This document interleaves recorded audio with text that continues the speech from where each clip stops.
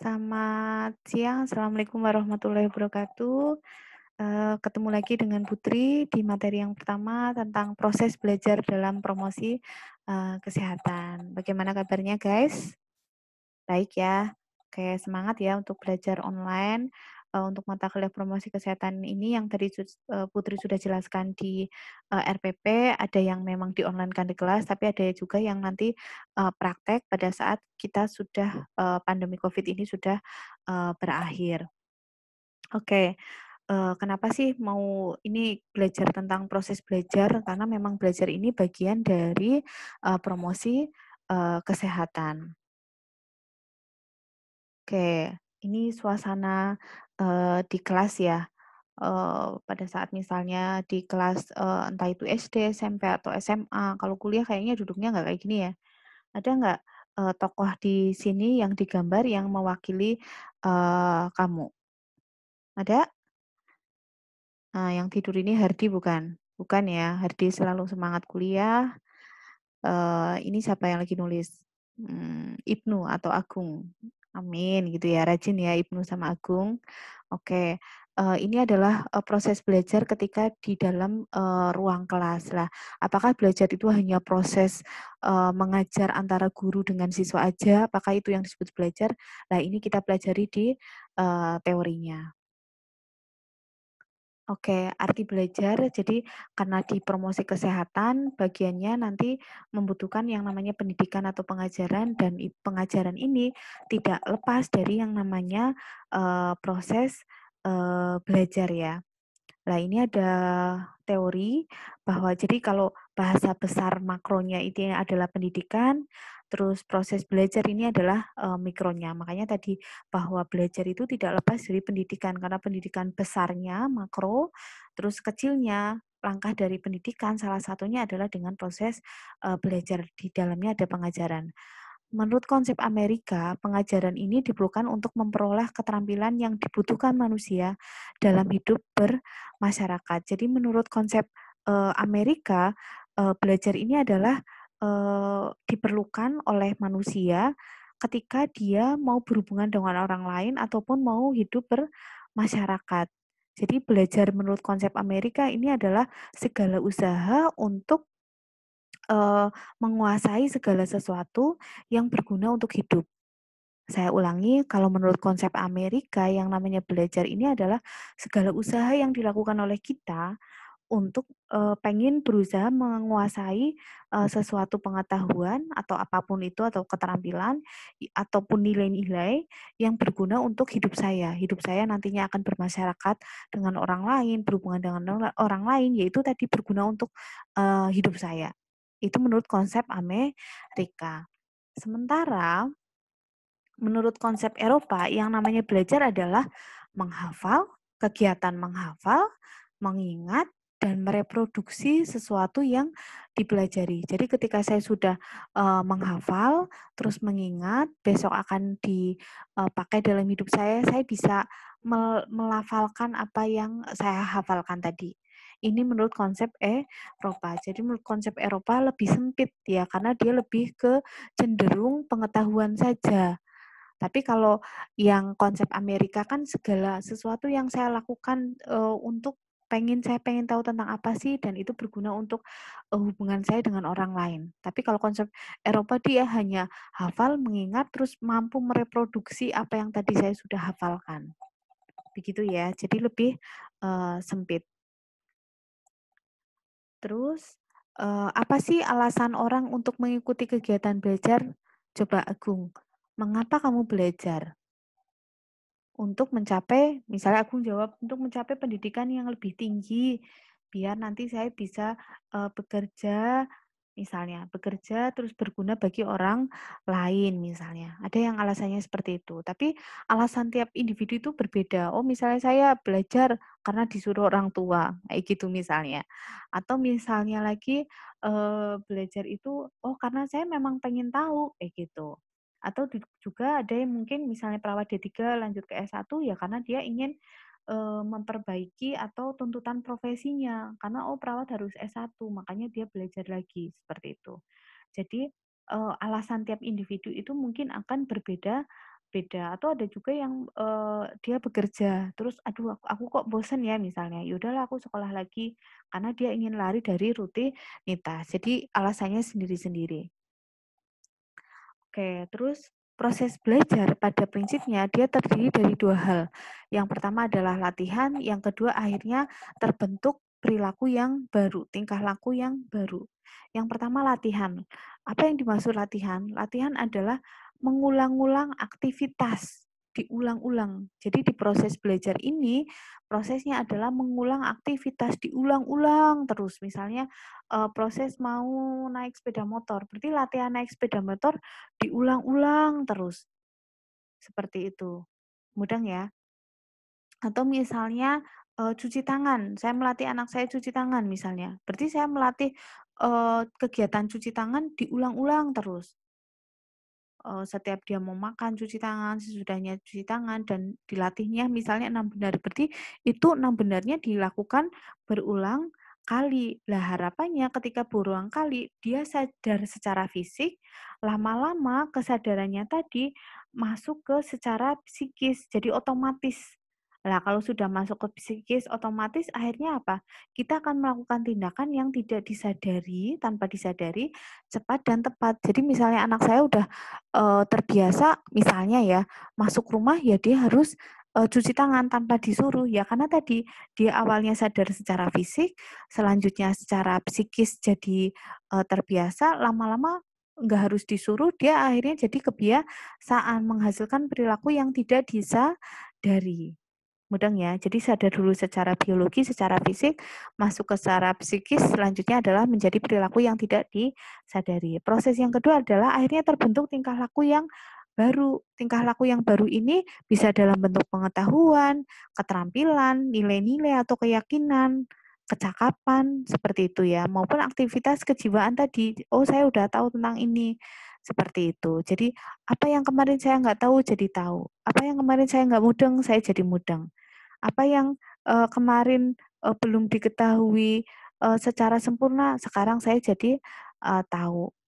Jadi intinya di proses belajar timbullah aktivitas yang, baru ya, yang tingkah laku yang baru. Mudeng dulu ya sampai sini, nanti kalau ada yang nggak mudeng bisa ditanyakan di forum diskusi. Terus selanjutnya adalah kita langsung ke ciri-ciri kegiatan, belajar. Jadi, eee, proses belajar ini harus ada, apa ya, kesadaran diri dulu, kesadaran diri. Jadi yang namanya pengajar, dosen, guru, dia hanya menyediakan kondisi, ataupun memberikan stimulus-stimulus. Tapi, si subjek yang belajar ini yang utama. Lah, kalau subjek belajar yang utamanya tadi, tidak melakukan aktivitas, tidak sadar diri, lah, ya itu berarti nggak belajar, ya. Karena tadi yang namanya belajar, apa ya, eee, dari si individunya sadar bahwa, "Oh ya, aku ini sedang, belajar." Begitu ya. Ingat, fungsinya dosen, fungsinya guru hanya memfasilitasi, menyediakan lingkungan maupun memberikan stimulus-stimulus. Oh, dikasih soal, coba jawabannya seperti apa. Begitu ya. Terus selanjutnya adalah, terkait dengan ciri-ciri kegiatan belajar tadi. Yang pertama adalah belajar adalah kegiatan yang menghasilkan perubahan pada individu yang sedang belajar. Jadi yang namanya belajar itu ya harus ada perubahan. Kalau nggak ada perubahan ya entah itu pengetahuan, nilai-nilai, keyakinan, ataupun keterampilan. Jadi kalau nggak ada perubahan ya itu belum disebut sebagai belajar. Misalnya gini, teman saya dulu pas zaman SD, saya waktu itu nggak mudeng ya belajar itu apa. Paling kan sama orang tua cuma disuruh, kamu belajar ya, gitu. Saya SD, kelas berapa, kelas 4 baru mulai mudeng yang, namanya belajar, salah satu cara biar paham adalah dengan cara menghafalkan. Itu saya kelas 4 SD. Nah, terus kelas 6 SD ada ujian kan ya waktu itu, terus, tetangga saya, siang-siang main ke rumah saya, terus saya nanya ke dia kan, "Kamu udah belajar emang main ke sini?" "Udah." "Wow, cepet banget ya belajarmu." Dengan saya membayangkan diri saya yang belajar itu lama, karena tadi, harus menghafalkan berlembar-lembar seperti itu. Terus habis itu teman saya bilang, "Emang kamu cara belajarnya gimana?" Saya penasaran kan karena dia belajarnya cepet banget. Aku ini cuma baca aja, baca cepet, bla bla bla bla, terus balik halaman selanjutnya, bla bla bla, udah selesai. Nah, misalnya saya tanya pertanyaan, dia nggak bisa jawab. Lah, itu berarti belum disebut sebagai belajar, karena harus menghasilkan perubahan, entah itu pengetahuan, keterampilan, perilaku, maupun nilai-nilai atau keyakinan. Mudeng ya? Eh, Selanjutnya adalah perubahan ciri yang disebut ciri belajar adalah perubahan tersebut pada pokoknya didapatkan karena kemampuan baru yang berlaku untuk waktu yang relatif lama tadi. Jadi kalau yang namanya belajar, hafalannya bukan hanya sebentar, tapi sampai dengan paham, biar ingat terus, ya. Terus selanjutnya untuk waktu yang relatif lama tadi, harapannya perubahannya tadi itu relatif lama, itu berarti ada proses belajar. Selanjutnya ciri belajar adalah perubahan-perubahan itu terjadi karena usaha. Ya tadi, usaha entah itu membaca, melihat, atau mendengarkan. Bukan karena perubahannya tadi karena proses kematangan. Maksudnya gimana, Bu? Maksudnya misalnya ada anak kecil yang dia latihan jalan. Nah, tadi kata Putri cirinya belajar adalah kegiatan latihan, melakukan aktivitas berulang kali. Berarti anak kecil yang nggak bisa jalan, terus habis itu dilatih jadi bisa jalan, itu termasuk belajar? Enggak, itu karena termasuk apa? Proses kematangan. Ya, anak kecil lama-lama ya jadi besar dan lama-lama akhirnya jadi bisa jalan. Itu berarti bukan belajar, tapi memang karena proses kematangan. Atau bisa juga proses yang lain ya, misalnya ada pencuri yang dikejar-kejar, akhirnya dia bisa melompat pagar, ya mungkin karena dia merasa kondisi terjepit yang akhirnya dia berusaha maksimal. Lah itu bukan belajar juga namanya. Mudeng ya? Saya ulangi, yang namanya ciri orang belajar, belajar tadi harus menghasilkan perubahan, terus perubahannya dalam waktu yang relatif lama, dan perubahan tadi bukan karena proses kematangan, tapi karena usaha. Terus selanjutnya adalah ciri-ciri perubahan tingkah laku akibat belajar. Yang pertama adalah perubahan perilaku terjadi secara sadar. Maksudnya bagaimana? Jadi tadi kan ketika saya membiasakan tiap hari, tubuh saya sadar, terus barulah nanti lama-lama tidak sadar ya. Jadi awalnya tubuh secara fisik akhirnya jadi membiasakan diri yang akhirnya dia melakukan tindakan yang tidak disadari. Jadi perubahan perilaku terjadi, ciri-ciri perubahan pertama adalah perubahan perilaku terjadi secara sadar. Artinya bahwa misalnya orang yang belajar tadi sadar bahwa pengetahuannya bertambah, terus kemampuannya bertambah. Ketika misalnya saya habis mendengarkan ceramah misalnya, bahwa merokok itu nggak bagus misalnya. Akhirnya saya, "Oh iya ya, nggak bagus ya." Berarti akhirnya saya berusaha untuk tidak merokok. Ya, jadi ketika saya mau merubah perilaku merokok jadi nggak merokok, itu saya sadar dulu gitu loh.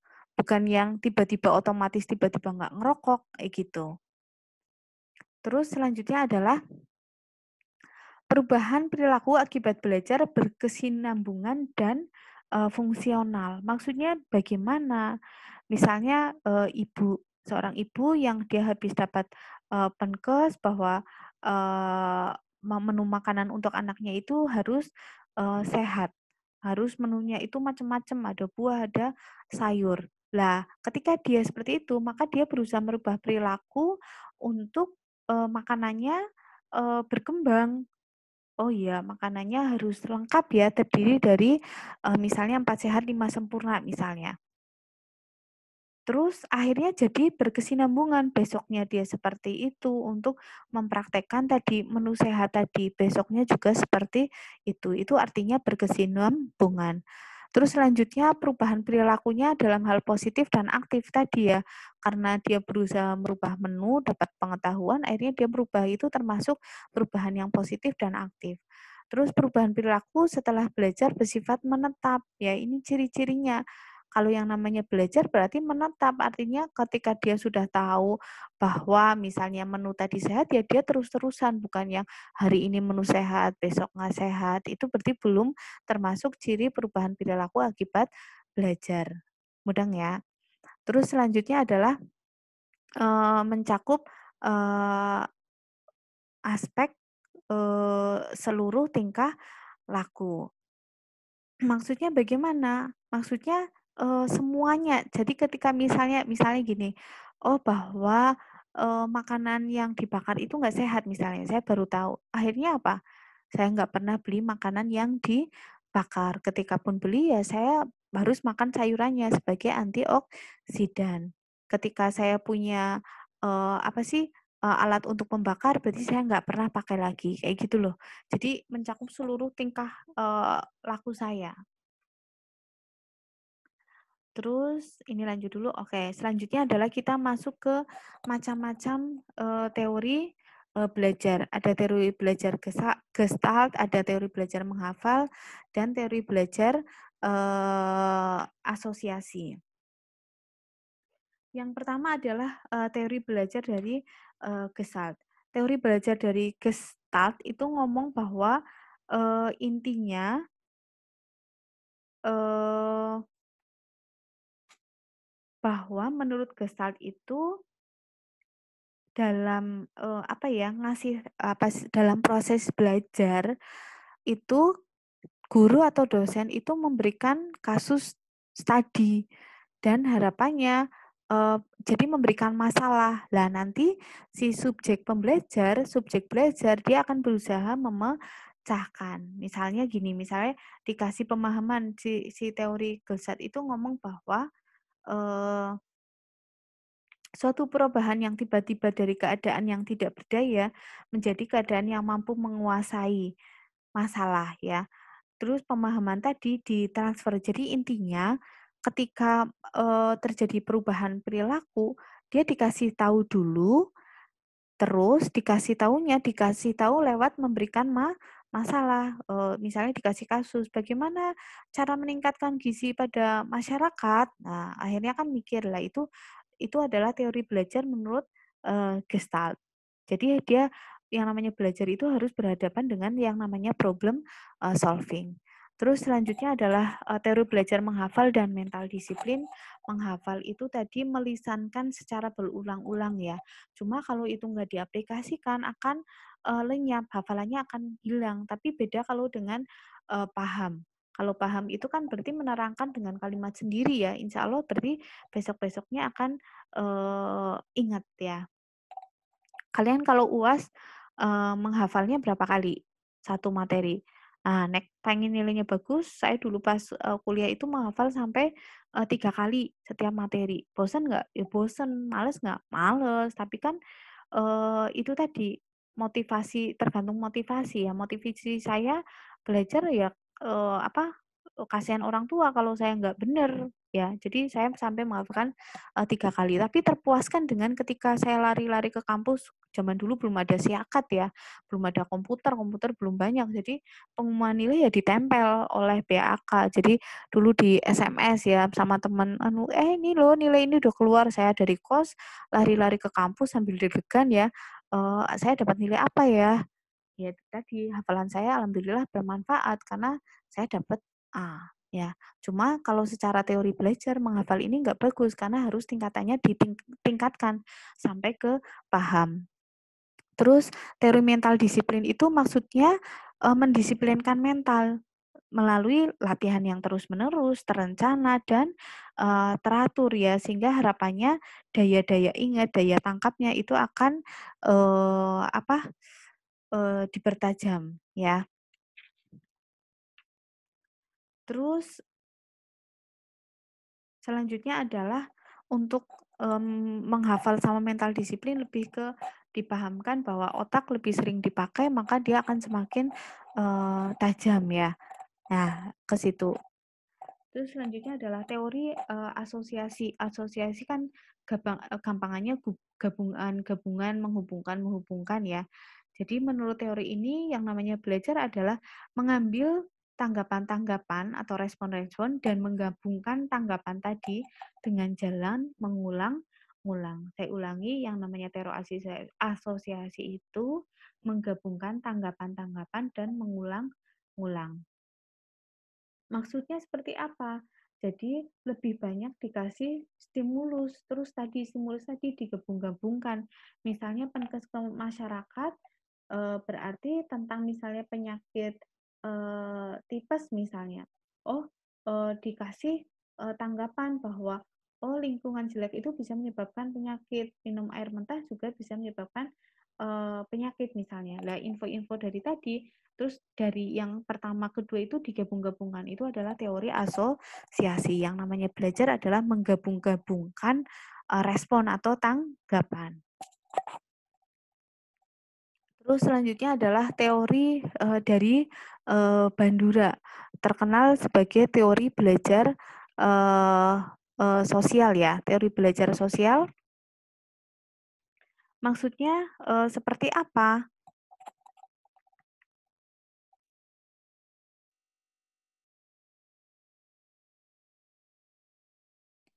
Ya, lanjut ya. Untuk teori dari Albert Bandura terkenal ini adalah teori belajar sosial ya. Maksudnya apa? Maksudnya ketika seseorang jadi dia lebih ke arah meniru tingkah laku ya, meniru tingkah laku pada apa yang ditiru.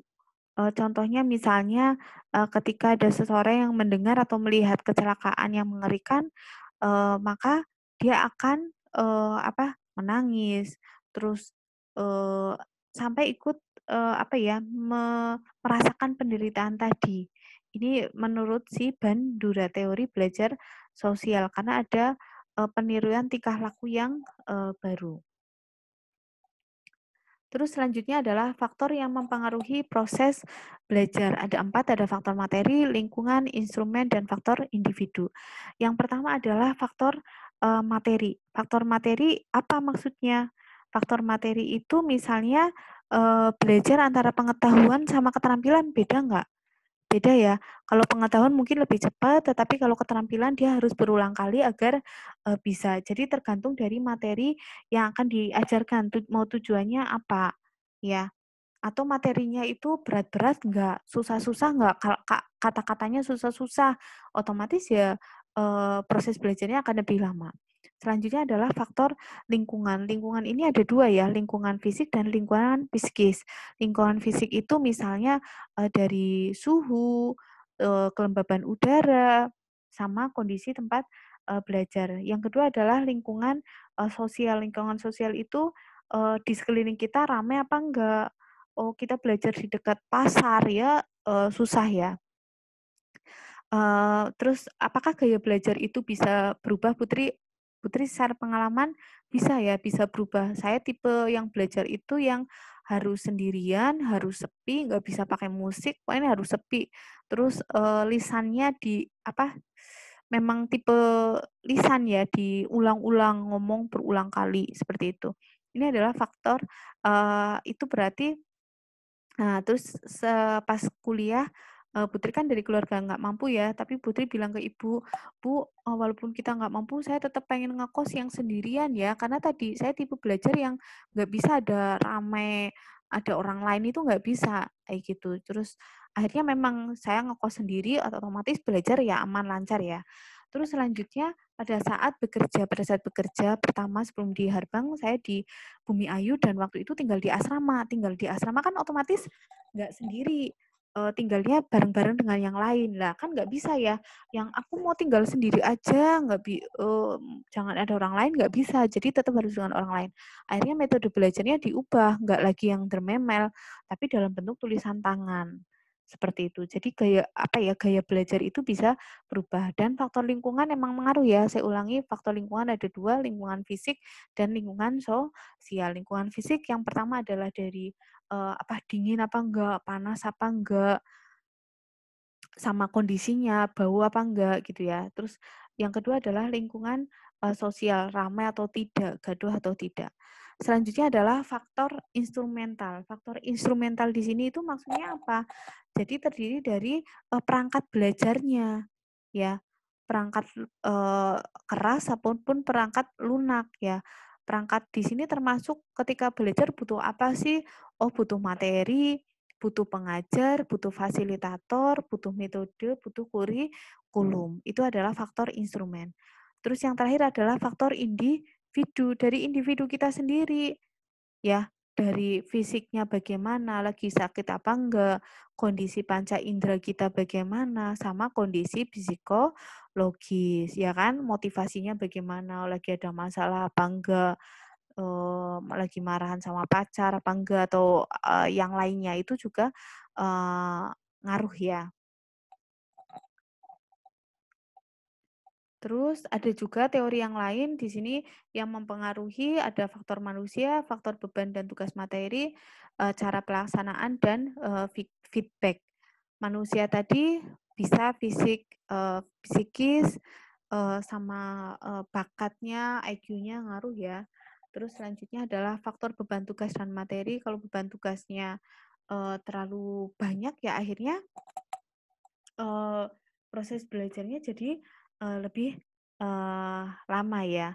Terus cara pelaksanaannya itu menyenangkan atau tidak, termasuk di sini adalah oh ya, untuk yang faktor manusia yang berpengaruh tadi berarti kondisi fisik, psikis, ya motivasi. Terus selanjutnya adalah yang berpengaruh juga adalah pengetahuan yang diperoleh sebelumnya ya. Kalau dia pengetahuannya udah banyak, otomatis ketika dikasih tahu yang udah pernah ya otomatis jadi malas. Tapi ketika hal yang baru mungkin akan jadi lebih semangat. Terus selanjutnya adalah beban tugas ya. Nek beban tugasnya banyak ya akhirnya butuh proses belajar yang lebih lama ya.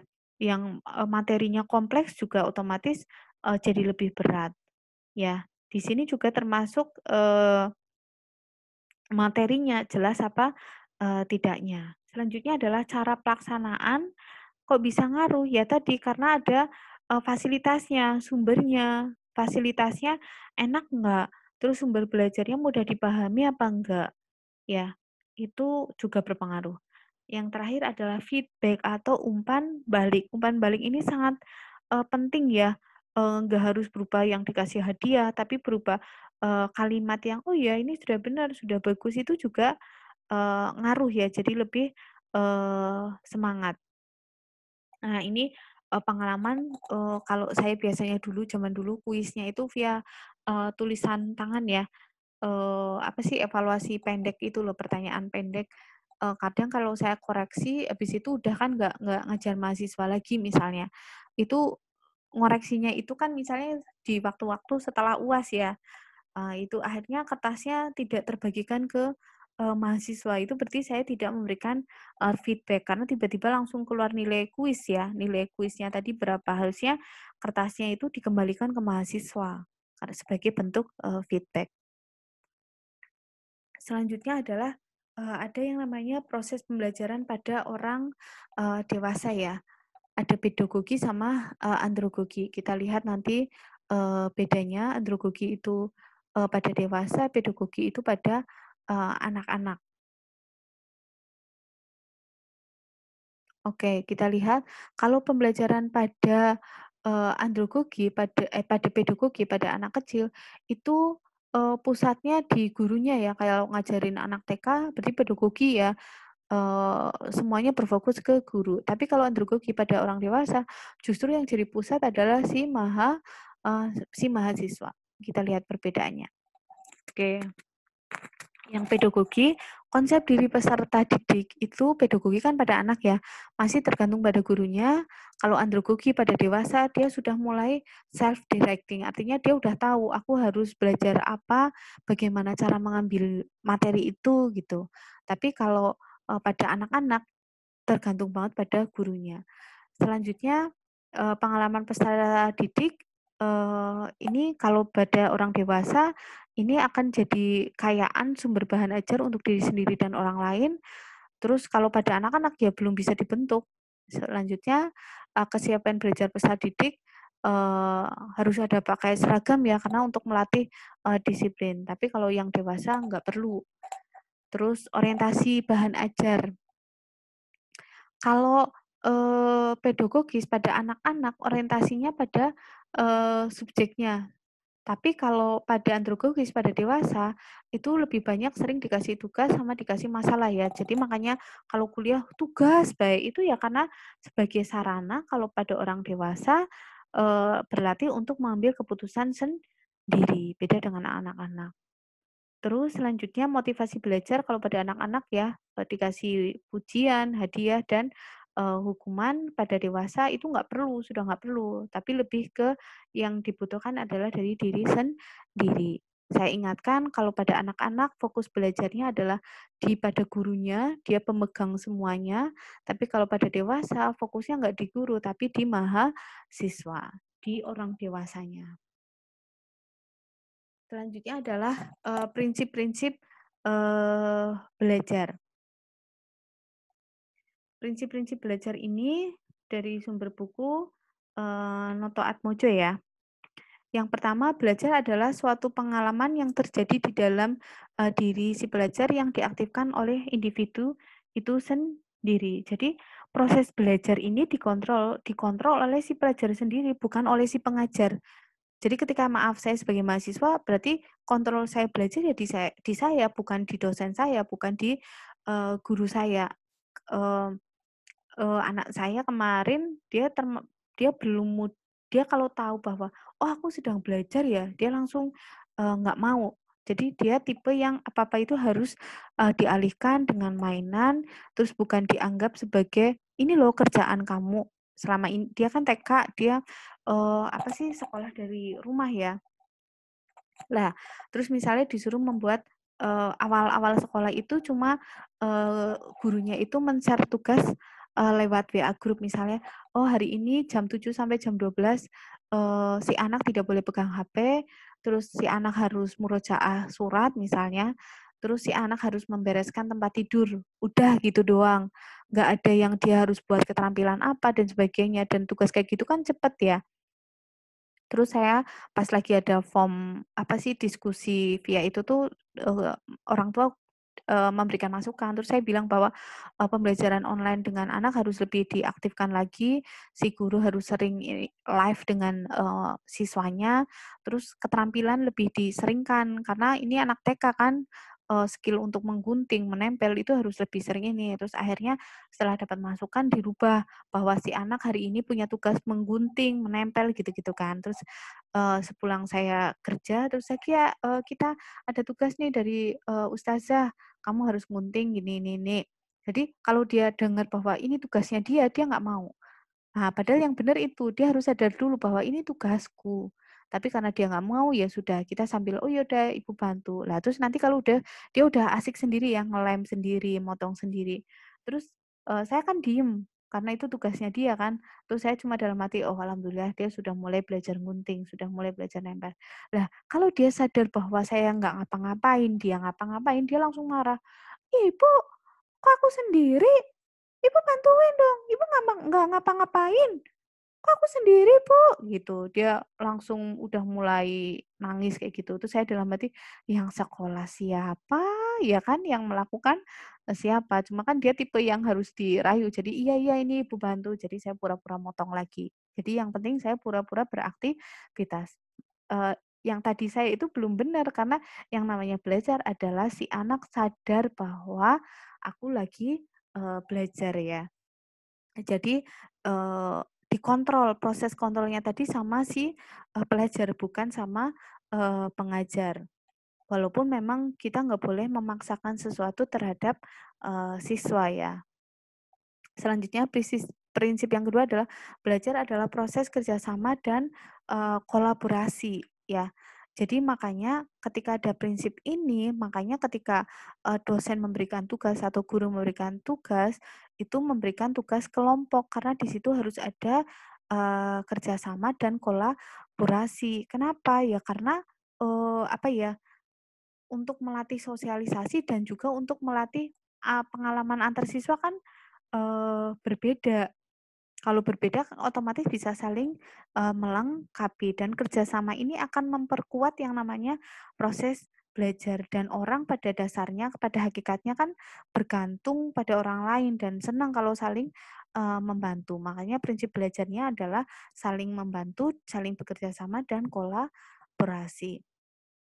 Makanya, implikasinya pada saat, kalian besok penyuluhan lebih bagus adalah dengan diskusi kelompok. Terus selanjutnya adalah belajar adalah proses evolusi. Evolusi ya, evolusi itu berarti proses yang lama ya, karena perubahan perilaku membutuhkan waktu yang lama, butuh kesabaran ya. Kalau revolusi, revolusi kan proses yang, sebentar. Terus, mudeng ya, belajar proses yang lama karena, tadi, perubahan tingkah laku juga membutuhkan waktu yang lama. Belajar adalah, suatu konsekuensi, dari pengalaman, seseorang. Maksudnya apa? Seorang yang bertanggung jawab ketika dia, gini, seorang bisa belajar menjadi bertanggung jawab ketika dia diberikan tanggung jawab. Mudeng ya?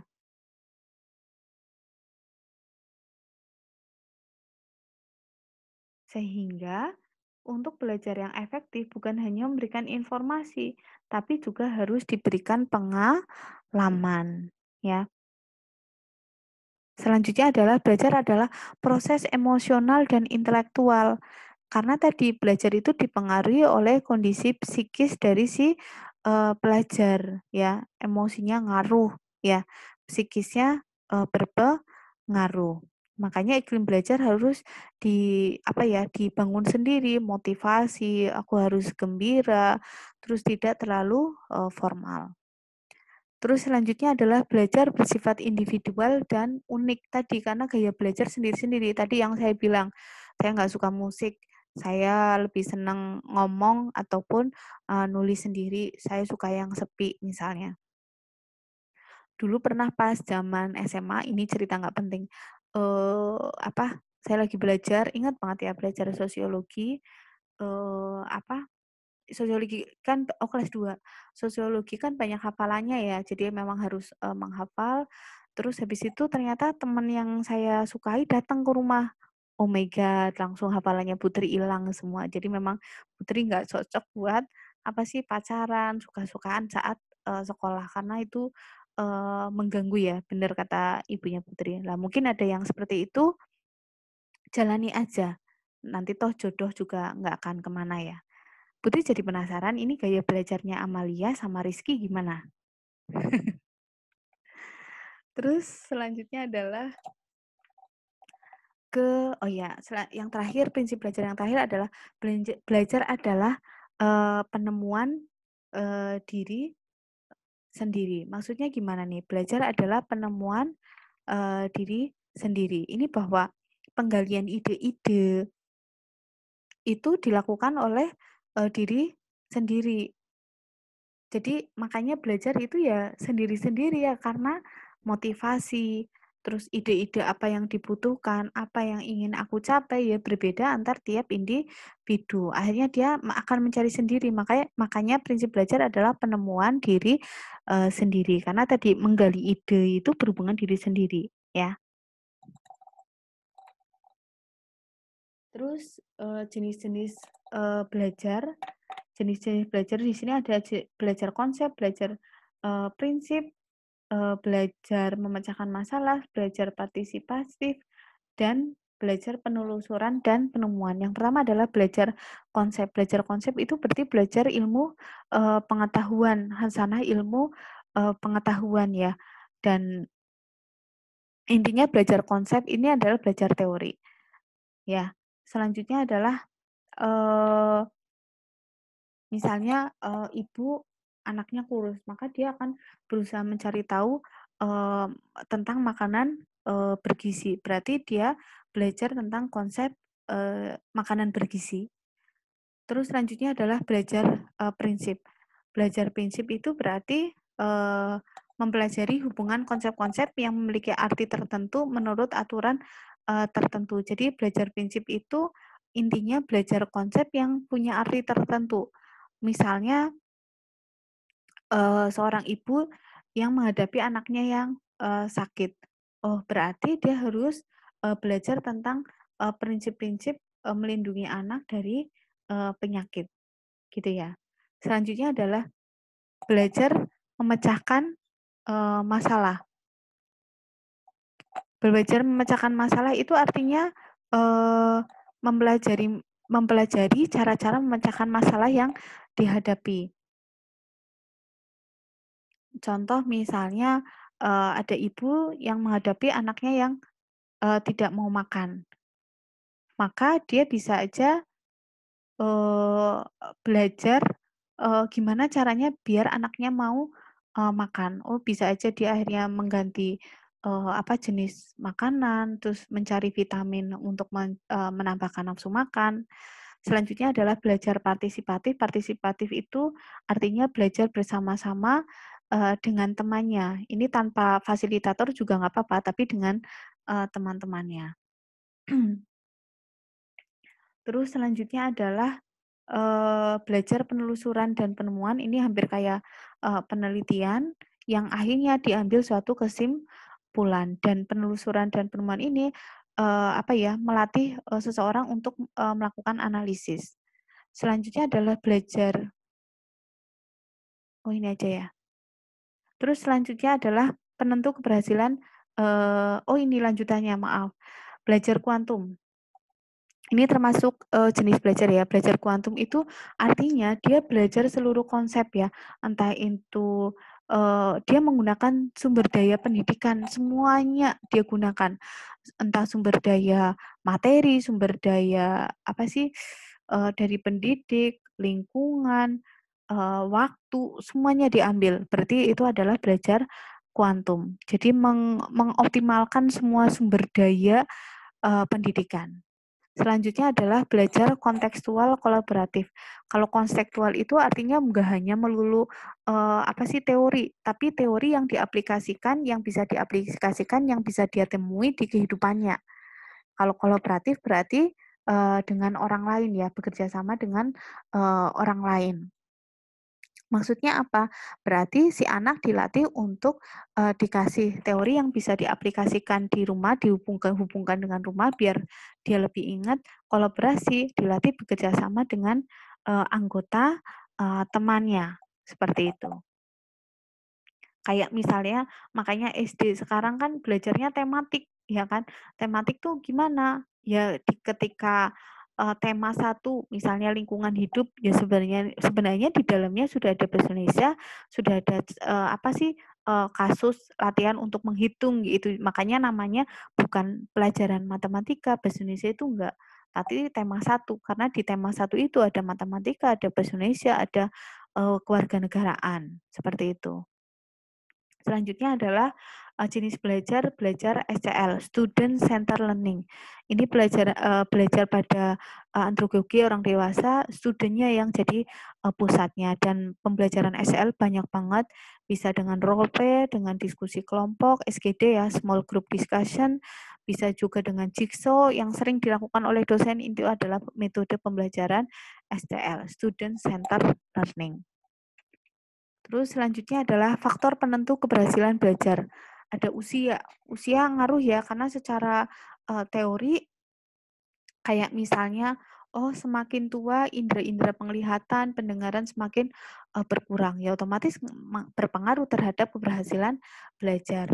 Bakat, minat juga ngaruh ya.